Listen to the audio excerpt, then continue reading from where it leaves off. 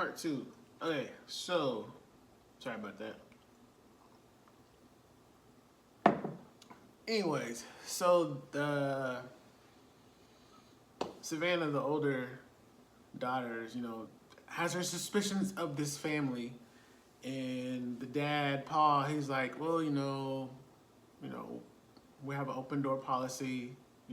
As I said before, that ends up being a mistake. So while Keith and Kathleen are going over what the game plan is going to be, uh, something important that was a key moment in the movie I didn't really pick up on until like later on. So the son Jeffrey, he every time like when they met Billy and Vern, he offered them chocolate bars, and then when they were at the family house, he offered them chocolate bars, and not everybody took them. Vern took them. He got sick, and then, but you don't know that's what the reason was until it happens later, which is what Kathleen and Keith are talking about for the game plan. He's like, look, Jeffrey gave him the chocolate bars. He says, look, they'll be, weak, and then they'll be easy to kill, easy prey, I think is what he said. And so Kathleen's like, no, I don't really. She didn't want to be there. She just had this feeling like something bad was going to happen. And she was like, she thought something was wrong with that family in particular, which, as you're watching the movie, it's the other way around. So the plan is, wait till they get sick, and then we'll just off them. We'll take care of them that way. So that kind of happens. So the dad, him and Kathleen actually get into an argument because he finds out that Kathleen's been taking some kind of pills, I guess, to keep her cravings at bay. It doesn't really seem like she's really into what they do. She doesn't really care for it. So he finds the pills and tells her she doesn't need them anymore. He wants his wife back. So I'm thinking like, kind of lets you know that maybe they've probably been doing this for a long time. So anyways, Keith leaves to go check on his son, Jeffrey, and as soon as he walks through the door, Jeffrey's like, did you kill anybody yet? I'm like, just instantly, just look on his face was just like, oh man, hey, like he's happy and eager. He's wanting to know when they're going to do another one. I'm like, and obviously that lets you know that something's wrong with this kid. So the dad's like, no, we haven't done anything yet. He says, I'm letting you know, this is what's going to happen. This is how we're going to do it. And he's like, well, what about, he asks about Savannah, and the dad lets him know that, Amy is taking care of Savannah. You don't worry about her, So he's like, but he says, don't worry about the big guy. He says, I know, I seen you looking at him. He says, I'll take care of him. You just relax. I'll let you know when to go ahead and attack, So this doesn't seem to sit well with the kid, but he's like, you just stay in here until now, and I'll let you know when we're going to, execute our plan. So he goes back to his room, and they show Amy and Savannah in the room together, and they're talking. Supposedly, Amy was talking to her significant other, which Savannah's like, I thought you guys said you didn't have a phone. And she kind of like lets her know, like, well, I have one, They don't really know that I brought mine with me or whatnot. So they end up talking. Savannah was really good in sports. She was a archer. And she also has many talents. She can play the piano as well. So you kind of find out, like, out of the family, she kind of seems like the one that has a little bit more going for herself. So her and Amy are having a talk, and Amy pulls out a joint, and they end up, smoking it or whatever. Anyways, fast forward, they end up getting intimate. And so while this is going on, Julianne and Big Mac, which is Julianne's, I think it's her boyfriend, I don't know if it's her husband or not, but they're the ones that ate the chocolate bars, and they got sick. She's in the bathroom puking up her guts. And Big Mac comes knocking on the door and he's like, I need to use the toilet. They only got one. And it doesn't even work that well. So she's in there. I'm like, she's definitely, what they call it, praying to the porcelain god. So she's just puking away. And Big Mac like, I need to use the toilet. She's like, it's occupied. I'm using it right now. He goes outside and he's just holding it in. You can tell it's just so bad. And then eventually he just hurls everything and it's gross. Well, he hurls over and when he sits up, young Jeffrey's behind him. He turns around and then Jeffrey just starts attacking him left and right, slashing him and left and right and everything. So it looks like he's gonna get the upper hand on him and then eventually actually Big Mac fights back and then knocks Jeffrey down to the ground, and pretty much looks like, I'm thinking, okay, Big Mac's finna get him. And before he can actually do anything damaging to him, he gets sick again and just pukes up even more. And then that was the opening that Jeffrey needed. And he takes out Big Mac. And the dad, as this is going on outside, the dad is in the room with Neville, the paw, who's sleeping. And he has some kind of like hatchet or whatever, and he's about to kill him, and then he hears this stuff going on outside and looks, and he's like, Jeffrey? And then Neville wakes up and he's like, Keith, is that you? And then Keith kills him, and he right in the middle of the head. So anyways, Keith goes outside and he's like telling his son, Jeffrey, get in here, and he reprimands him in front of his mom, lets him know what happened, and mom is just livid. And she's like, you go to your room right now. You don't come back out until we come and get you, And so as he's leaving, the dad tells him, because he's telling him, yeah, you're going to be in so much trouble when you get home, son. I'm going to take care of you. He goes outside just for a little bit, and he's like, hey, good job. He says, I saved something for you. I don't know what it was. I don't know if it was a tongue or something, but he saved some little piece of human meat or whatever for his son, and he's like, as a reward. I'm like, ugh. So anyways, as they go on into your room, he says, I'll come talk to you later. So Amy and Savannah are, finishing up, being intimate. Well, they're still kind of kissing, and then you see Amy pull out a knife. So it's kind of like everything was like coordinated is what it seems like. So Amy ends up getting ready to try to like stab Savannah. And then Savannah's like, oh wait, no, something's not right. And she like kind of moves her off of her. She falls off of the bed and the knife plunges in the back of her thigh.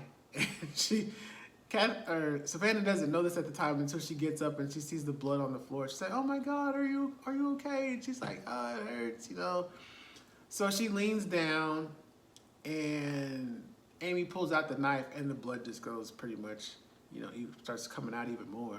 So Savannah gets like a rag or whatever and ties it around her leg. And she's like trying to like, kind of like cut off the wound or whatever. Amy was literally getting ready to try to actually attempt to stab her again. And instead, Savannah ends up giving her a kiss. And she's like, I'll be right back, And then, like, Amy's like, is there anything? Like, she's, like, mesmerized at this point for whatever reason. And she's like, is there anything you can't do? So anyways, Savannah goes outside looking for, because I think she said she was going to try to, like, suture up her cut. So she goes outside, and she hears a noise, and she looks over by the RV, so she runs over to it, and then she hears the mom and dad come out, Keith and Kathleen come outside, and then overhears them discussing about what they're gonna do next, and then she kind of finds out like something's not right. So she goes into the RV after they go back into the house, and then that's when she finds the frozen body parts and chomped on bits of the other people, and which actually she knows. So Billy, and then there was another person that was already in there that they were looking for, that Billy and Bern were looking for, their missing relative or whatever. He's chopped up and in the freezer. So that's when she figures out, okay, this family isn't who they say they are. So she goes back to the little shed or whatever and gets her trusty bow and arrow. And Mom, Dad, and Jeffrey are in the living room at the time. And so Dad, Julianne's the only one alive in the house, and she's crawling around, and she actually sees what happened. She sees that Dad's dead, and then she starts freaking out, and that's pretty much when, you know, the family kind of like descends on her, and they're deciding like what they're gonna do. Well, they decide they're gonna obviously kill them, but the dad decides that mom needs to get her hands dirty because she hasn't done it in a while, and she needs to prove herself that she's still part of the family. And so the son, he's like, I'll do it, and he's like, no, your mom needs to do this. So he has the lady, what's her name, Julianne, knocked out on the table because the mom's like, oh, she's moving around too much. So he basically like knocks her out or whatever. And he's like, all right, your turn. You need to do this, you know?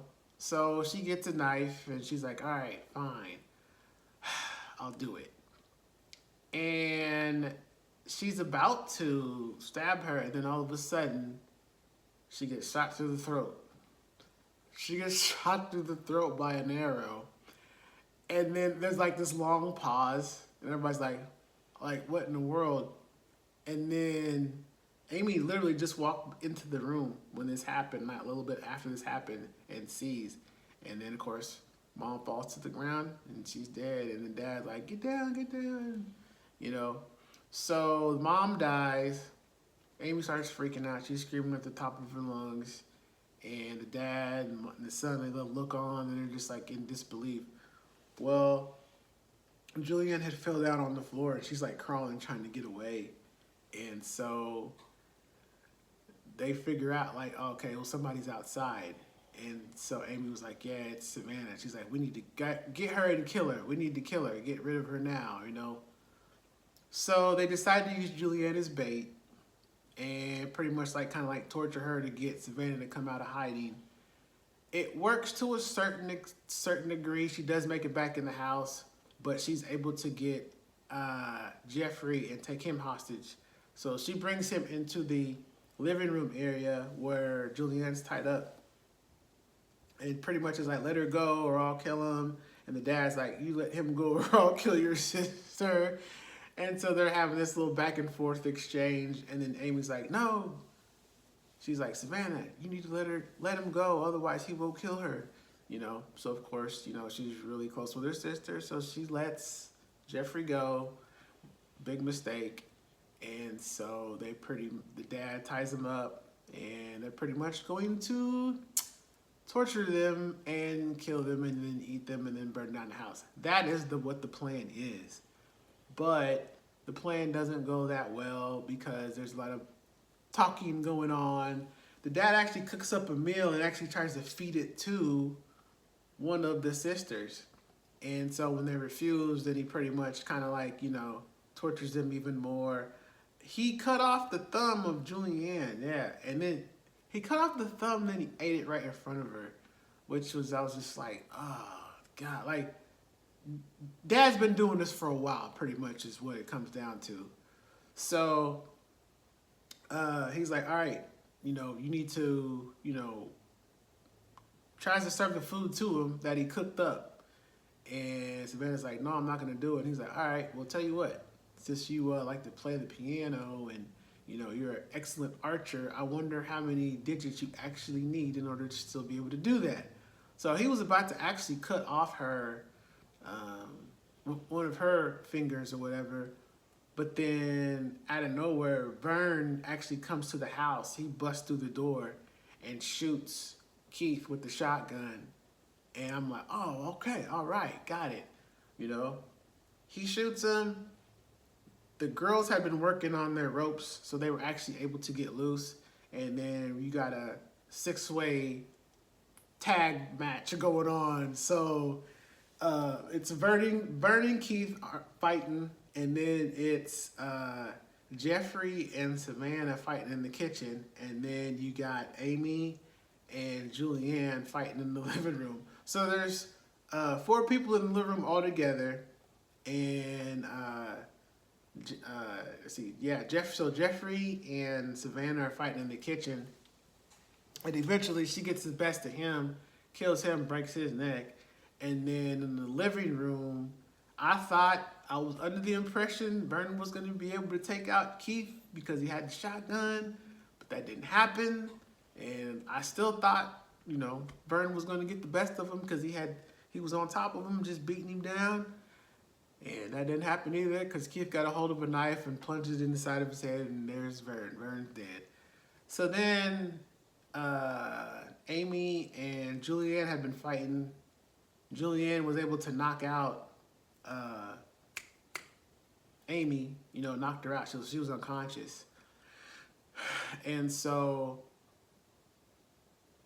Savannah comes back into the living room and sees that her brother is dead. I don't know if they were all like brothers and sisters or they were just family. I don't really know.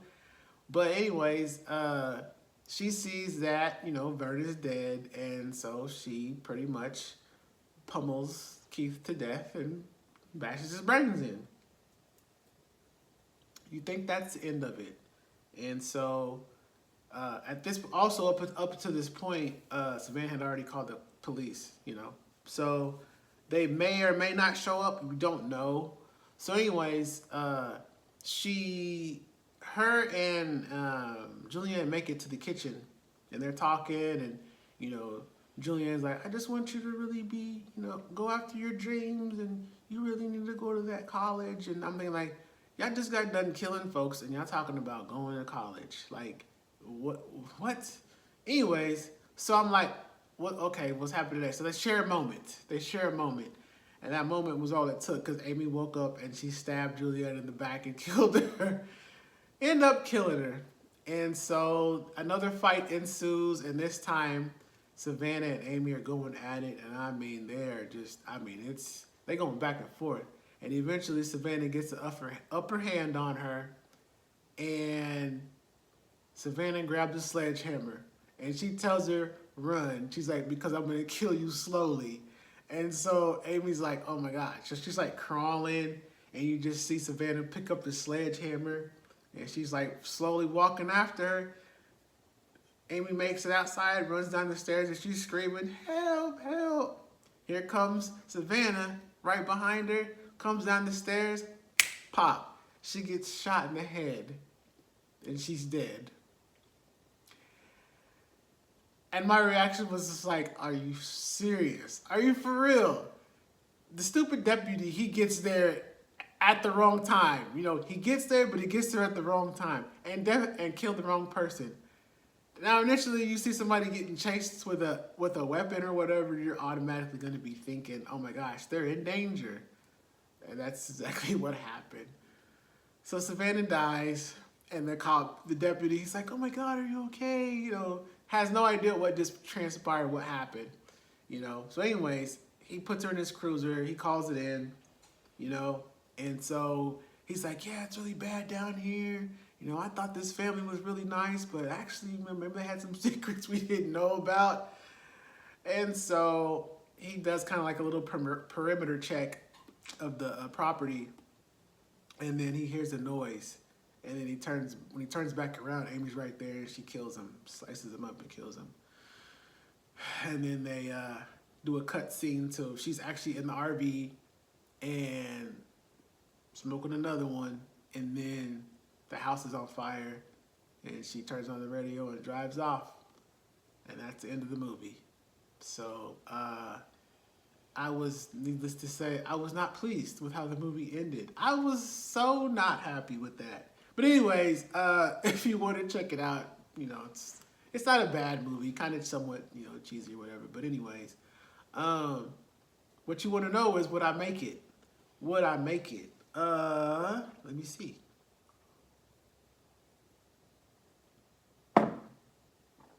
Yes, I would make it. And also it would a couple of main reasons. One, I don't get in the car with strangers. That's another thing. You're supposed to learn that at an early age. You don't get into nobody's vehicle that you don't know. Literally, Billy gets in there with the RV with this family. He don't know them, but yeah, he's like, oh, hey, you can't judge a book by its cover. So you're thinking this little family or whatever is all wholesome and nice and everything, only to find out they eat people. So no. And then the other thing too is, you don't invite anybody into your house. An open door policy. Now I'm guessing because they did have little accents. There's a thing called Southern hospitality where people are very inviting and friendly and this and that. And there are some towns or whatever where anybody can come in. Open door policy. They'll invite you in. They don't know you. That's just how they are. So kind of a good quality to have, but also too it can be a hindrance. So that would be the other thing. No, I don't have no open door policy. If I don't know you, you're not coming in. So I don't care if you're like, oh, hey, my truck's broke down the road. You think I can come in and use your phone? No, but I'll call a tow truck for you. Have a good day. Yeah, nah, you ain't coming in my house if I don't know you. If I don't know you, you're not stepping foot. And don't even think you're going to step foot.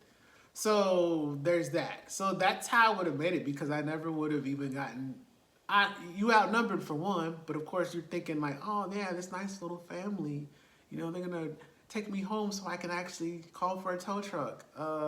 Sure. Yeah, not everybody has good intentions, so always remember that. Not everybody has good intentions. So, yeah, I would have made it though because I would have been a little bit more reserved about who these people are, and that's just in life, a life lesson. You can't trust everybody. So,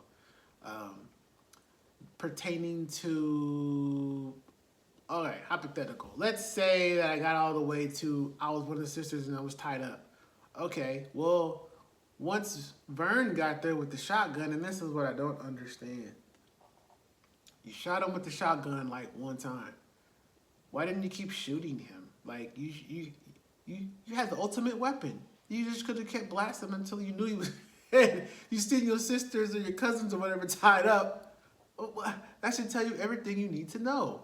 So, didn't do that, and that pretty much cost him his life. So, yeah, there ain't gonna be nobody's getting tied up. Once I was free, nobody's getting tied up. And yeah, when the cops get there, this is what happened. You don't believe me? Go look at the RV, because all the evidence was in the RV. So once they would have seen that, they'd have been like, oh man, yeah, right. I wouldn't have been no jail time, because they'd have been like, man, you survived. You saved your family. Yeah, I sure did. I sure did. So that's how I would have made it. Being smart, not being so doggone friendly. So, but that's my take on it. If you get a chance, check it out. It's called Lowlifes. And it's on, I want to say, watch it on Tubi, the Tubi app. So, anyways, hope you guys liked the video. Don't forget, comment, subscribe, leave some comments. Let me know what you think, if you would have made it, what your strategy may have been. So, until the next video, I will talk to you guys later. Have a great day. Peace.